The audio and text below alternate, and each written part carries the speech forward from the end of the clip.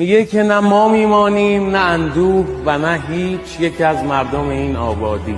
به حباب نگران لب یک رود قسم و به کوتاهی آن لحظه شادی که گذشت قصه هم میگذرد. آنچنانی که فقط خاطره ای خواهد ماند. لحظه ها عریانند، به تن لحظه خود جامه اندوه مپوشان هرگز. زندگی زرکاهی است که کوهش کردیم، زندگی نام نکویی است که خارش کردیم. زندگی نیست به جز نم نم باران بهار، زندگی نیست به جز دیدن یار، زندگی نیست به جز عشق، به جز حرف محبت به کسی، ورنه هر خار و خسی زندگی کرده بس. زندگی تجربه تلخ فراوان دارد، دو سه تا کوچه و پس کوچه و اندازه یک عمر بیابان دارد. ما چه کردیم و چه خواهیم کرد در این فرصت کم؟